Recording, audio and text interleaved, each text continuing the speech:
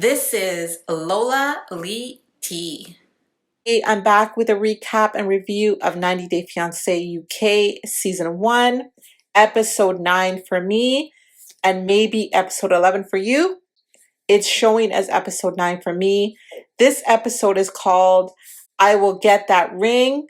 I downloaded the Discovery app just so that I could do the recaps for you guys. Anyway, let's get into the recap. Let's talk about Victoria and Shaun. Victoria tells us that she was really shocked that Shaun lied to a government official, but I don't understand why she's shocked because he has not been honest with her the entire time. So why would he be honest with anyone else?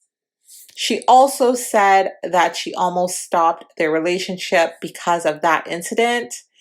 And I really honestly find that hard to believe. So Shaun is looking at flights because he has to take care of some business in Japan. What is the business, Shaun? What do you have to take care of? And why is Victoria not asking those questions? He tells Victoria that he wants her to visit Japan, but Victoria thinks that he wants her to live there. And you know what? These two have a really big communication problem. Then Shaun tells Victoria his dream, which is to travel around the world, which is Victoria's idea of hell because she sees it as nomadic and she doesn't want a nomadic lifestyle. Victoria thought that when he came to visit England, he would be staying there permanently. Then they would split the time between Japan and England. But Shaun has to organize some fundamental things in Japan. Those are his words. And I want to know, what are those fundamental things, Shaun? Why didn't Victoria ask him that? These two are not on the same page about anything. So Victoria is not quite sure how she feels about Shaun going back to Japan. She meets with her friend Libby. She tells her that Shaun doesn't want to settle in the UK. She also tells her that his money seems bottomless and he won't tell her where all his money is coming from. Okay, so now we're finally realizing that Shaun is paying for things. I was under the impression that Victoria was paying for everything, and we still have no idea what Victoria does for a living and where her money is coming from. And it's so strange to me that it's edited in such a way for us to be really curious about what Shaun does for a living, but yet Victoria has never mentioned what she does for a living, but that doesn't seem to be a big deal. So it really makes me think that something is really shady with Shaun's occupation. But if I were Victoria, I would be concerned. She also told her friend that Shaun's dishonesty makes her not want to give herself to him 100%. Really? You think so? Her friend tells her that she would make him tell her the truth before going to Japan with him. How about tell your friend to break up with him? We find out that Shaun is planning to propose to Victoria. And I mean, that came out of nowhere. Shaun, how about you tell this girl the truth before you start proposing? So Shaun made miso soup while Victoria was out. The miso soup is very important in the family affairs, in his culture, he said. He had long stem roses for Victoria. He had the candles going. The little stuffed animals were even on the table. And he proposed to Victoria and she said no. At first, I think Victoria thought he was joking because she laughed at his proposal, but she does seem to giggle when she's nervous. So pretty much, according to Victoria, Shaun asked her to marry him by making miso soup, and she doesn't understand why. I don't understand what's going on with Shaun. Where was the ring? This proposal seemed to come out of nowhere, and it just seems like they've never talked about marriage before because Victoria seemed genuinely shocked. I think it was an impulsive proposal. He just woke up that day and said, hey, I think I'll just propose to Victoria. Anyway, like I said, she said no to his proposal, but she still wants to be in a relationship with him. I don't understand why she would still want to be in a relationship with this guy, and you don't know what he does for a living. For all you know, he could be an international spy. Hi, I'm Shaun. I'm wanted in 7 seas. Brett might put a bounty on me. Do you want my video in your phone? Order my video on cameo.com. It's exclusive to you. So she says she's not against moving to Japan, but she worries about how they're going to make money there. Then Shaun tells her not to worry about it because there's jobs everywhere in Japan, or an international spy, I would think. They do this little interview with a producer, and Victoria said she doesn't know what Shaun does for a job. This would have been the perfect time for Shaun to come clean, but he doesn't. He said that he's making money on YouTube and social media right now. Keep in mind that he has not uploaded a video in 3 years. I don't even think the channel is monetized anymore. So Shaun said basically he's getting money from past jobs. What were those past jobs? I want to know. I want to know the job title. I want to know what his responsibilities were. I want to know how much he was making at these past jobs. I want to know how much he's making from those past jobs right now. Anyway, Shaun said that he may need to go back to Japan for one visit. I guess he has to sort some things out, but we don't know what that is. But he's hoping that Victoria will come to Japan once in the future. Victoria agrees to visit Shaun in Japan at a later date, and she said that not getting married does not change how she feels about him. She loves him. But would you believe that her no to the proposal turned to a maybe in the future? My advice to Victoria is to not marry him until she finds out everything about him. Go to his LinkedIn and see what his resumes look like. Go online and do a background check on him. I don't know. I think that Victoria actually likes the mystery. That's what I think. Shaun and Victoria spend a couple more days together. They have decided that she's going to go back to her city. He's going to go to Japan. Shaun is going to spend 1 month in Japan doing who knows what. So Shaun and Victoria say their goodbyes at the airport, and they both hope they will continue their adventure together. So what do you guys think Shaun does for a living? How do you think he's making his money? And when he says that he gets money from past jobs, what does he mean by that? I want you guys to let me know. So what do you guys think of Shaun and Victoria?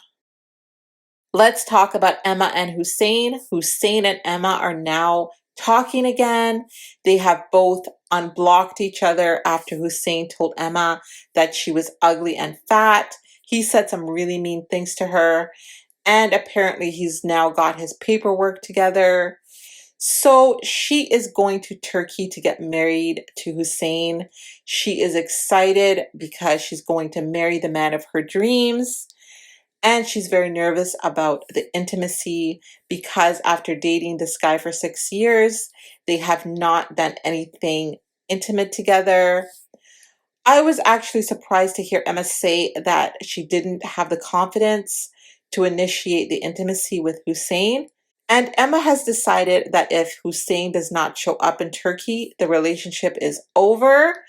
Emma is so extreme. If this happens, then that happens.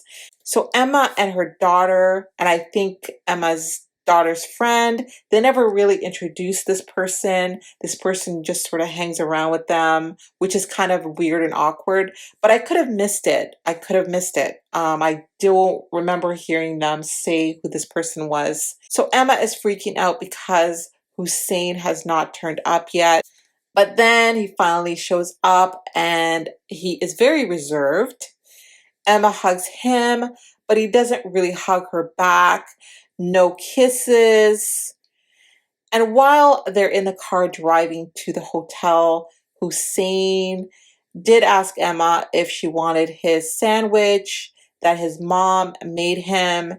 Then we find out from Emma how close he is with his mommy. He does whatever his mother tells him, and he sounds like a mama's boy. I'm getting the feeling that his mom is his number one priority, and that is very concerning. They arrive at the hotel, and Hussein's only concern seems to be the gym. His second concern seems to be looking at himself in the mirror. This man is in love with himself. The first thing that Hussein did when he entered the hotel room was call his mother. He told us he talks to his mother 3 to 4 times per hour. So when he is on the phone trying to text his mom, it was pretty obvious that Emma was feeling very neglected. And it's pretty obvious that Hussein is really uncomfortable with the cameras around. But Emma's main concern right now is that intimacy. Will they be having that intimacy on that first night? And she really feels like it's connected to whether he is attracted to her or not. I actually feel really bad for her. Emma and Hussein spend a night together, but there was no intimacy. Emma said that she wouldn't mind, but she's not holding out. And she thinks it's not going to happen because he is nervous. Hussein has planned a date at the seaside. When they get there, Emma's daughter pulled him aside and asked him some questions. She wanted to know why he wanted to marry her mom. He laughed and said because he loved her. Now, the daughter told him about her concerns. Well, they fight a lot, they block each other, and she didn't like that he would say mean things to her mother. And Hussein's easy answer was that when he gets to that happy life in the UK, none of that old stuff is going to happen. But good for Emma's daughter for asking these questions. She actually seems wiser than her mother. She did say that if her mom is happy, she is happy. So it's date night for Emma and Hussein while they're sitting there having dinner. In my opinion, they don't really look like a couple to me. It could be that he's just nervous with all the cameras around. And after dinner, they go for a walk. Emma asked Hussein, "Do you want to hold my hand?" He says, "No." And I literally had to rewind this scene to hear it again because I couldn't believe that he said no. But she took his hand anyway. And Emma says to him, "I worry we don't have affection together." Hussein doesn't think it's going to be a problem for the future. He said, "In the future, I'm going to do all that." He explains that because he's Muslim, the affection and all that has to be private. And I guess he's following very strict Muslim rules. So no intimacy before marriage. Emma accepts his explanation. Now she has hope that after they get married, there will be some intimacy. She knows it's not all about her. Emma thought at first that they didn't have intimacy because he was nervous. My thoughts, girl, this man was not nervous. I really don't think that Hussein is attracted to Emma. She seems like a really nice lady. And if it is really about his culture, I think she really needs to learn more about his culture then. So then the next couple days, they go to the registry office to submit their paperwork, to get their marriage license so they can get married. But then they're told that they have to wait a month or more to actually get married because the office is really busy. So nobody thought to call the office to find out if there was a wait. And of course, Emma is upset. Hussein is upset. She wants to get married during this trip. But I really feel like this is the universe intervening here. I don't think that they should get married. I don't think that this is going to end well. And in my opinion, I think that this man is just here to get to the UK. But I hope that I'm wrong. What are your thoughts about Hussein and Emma? Let's talk about Kadie and Alejandro. Kadie is in the UK and Alejandro is in Mexico. They are newly engaged. Alejandro's parents asked if they would be willing to have a Catholic wedding, but the problem is Kadie is not Catholic, so it's not going to be a Catholic wedding because Kadie doesn't feel that she has to change. And I agree with her. I mean, she's not Catholic, so why should she have to convert to please the parents? And it's Alejandro and Kadie's wedding, not the parents' wedding. And I'm really happy that she stood her ground. When Kadie calls Alejandro just to find out how things are going, he tells her that it's okay, that she doesn't want to have the Catholic wedding. The parents love her regardless. So the compromise is that their children will be raised Catholic. And we find out that the wedding is going to be in Mexico and Alejandro will be planning the wedding. Kadie just has to show up. And just back to the children being raised Catholic, I think that's a really big compromise. I don't know if Kadie realizes what this entails. And finally, what I wanted to see was Kadie making an effort to learn to speak Spanish. I mean, her husband does speak Spanish. He is from Mexico. The majority of his relatives speak Spanish. So I think it was only fair for her to learn Spanish. We see a scene where Kadie and her grandma are having Spanish lessons with a tutor. The scene was hilarious. These two definitely need many more Spanish lessons. And I cannot wait to see Kadie have a full conversation in Spanish with Alejandro's parents, of course, at their wedding. I think that would be so nice. Let's talk about Callum and Marvin. Callum questions why Marvin has not proposed to him yet. He doesn't know where he stands and he's really worried about the future. But I don't understand what the worry is if he doesn't propose this trip. That is what I'm not getting. So someone please explain that to me. Marvin, Callum, and Callum's mom enjoy a really nice meal that Marvin cooked. The meal looked really good. Callum's mom has gotten to know Marvin, but she's still hoping that these two will take it slow. She does not want Marvin to propose to her son just yet. Remember, she gave Marvin advice to just wait and not propose, but it looks like Marvin went with his heart. He proposed to Callum at Scone Castle. Callum had no idea that this was the day that he was going to be getting proposed to. And Callum was very surprised to see Marvin waiting for him in front of the castle. He had candles and champagne, and the setting looked so romantic. I mean, who gets a proposal in front of a castle? That is so wonderful. Marvin got down on one knee and proposed to Callum. Congratulations to both of them. But they're both afraid of telling Callum's mom. They arrive home and the mom is so excited to hear about their tour of the castle. But Callum said they had a romantic moment. The mom knew right away what happened.